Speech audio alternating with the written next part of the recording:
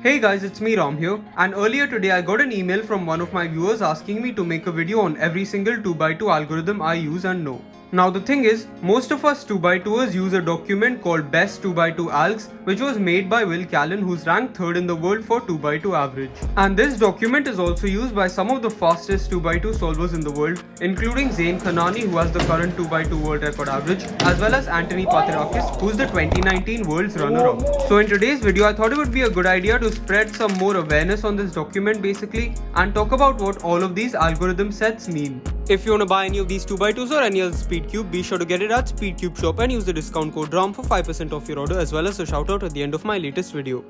Alright, so the first algs we are going to be taking a look at are the PBL angles, and PBL is the last step of the Ortega method, which is basically more of a beginner's method. Alright, so in the Ortega method, the first step is to solve a side without caring whether it's a layer or not. Then the second step is to solve the OLL case, which is basically the top side, the opposite side, and then you finish off the rest with the PBL algorithm, which is on the sheet. Now I'm sure most of you guys know what Ortega and PBL is, so let's get on to the actual fun stuff now. Now the EG method on 2x2 is basically where you solve your first phase without caring whether it's a layer or not, and you solve the rest with one algorithm. So for example here, we can solve blue like this, and we're left with this EG. Now EG algorithms can come in three ways. The first one being CLL, where you have your entire layer solved basically.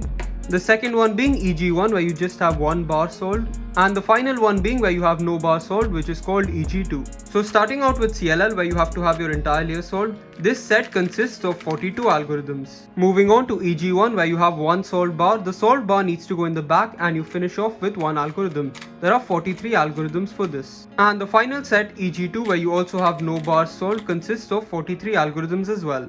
Now if the EG method is not enough for you, there's also LEG1, where instead of keeping your EG1 bar in the back, we keep it on the left, which reduces that rotation, and we can solve this case like this.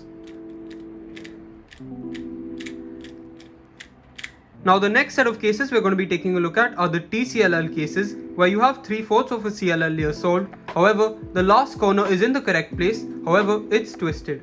Now under TCLL, we basically have two sets of cases. TCLL plus is when the main corner faces towards you and you solve it in one algorithm like this. And there's also TCLL minus, where the main corner faces away from you and you solve it in one algorithm. Both TCLL plus and TCLL minus have around 40 cases. Now the same things can also be held true for TEG2, where instead of having 3/4 of a CLL layer, you have 3/4 of an EG2 face.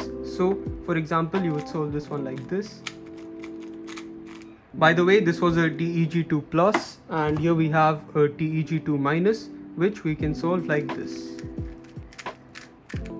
Once again, both TEG2 plus and TEG2 minus have around 40 algorithms each. Something about TEG2 is that no one in the world has actually learned all of these algorithms because they're pretty bad, especially compared to TCLL, so you can be the first one to learn TEG2. Alright, and the last set of cases we're going to be taking a look at are LS1 to 9, which is basically when you have 3/4 of a CLL layer done. However, the last corner can be literally anywhere. Now in this case, LS1, 2 and 3 basically cover all the cases where the white corner is in the top layer like this.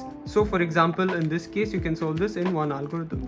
LS4, 5 and 6 basically cover the cases where the white corner is an RU prime R prime insert away. So for example, in this case, we can solve it in one algorithm like this.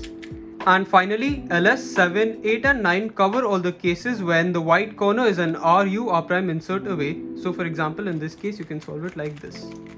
Now the thing is, LS1, 2 and 3 are actually very commonly learned and are actually a part of the document, and there are algs generated for them. But as for LS4 through 9, is it really worth it when you can just do a simple 3 or 4 move insert into a pretty nice CLL? Most of us 2x2ers actually don't believe so, therefore there are no algs generated for LS4 through 9 and we don't really see a point in generating them anytime soon. So that's basically about it for my video on where I learn all of my 2x2 algorithms. This entire spreadsheet will be linked in the description below, and if you want to learn any 2x2 algorithms, learn it from this document. Thanks a lot for watching this video, and I really hope you guys enjoyed and learned something. Goodbye. Hey, so before we end off this video, quick shout out to Dhruv the Cuber for using my discount code at SpeedCube shop. He bought a few logo stickers which I'll put on screen right now. Anyways, thanks a lot for using the discount code, and thank you guys for watching again. Goodbye.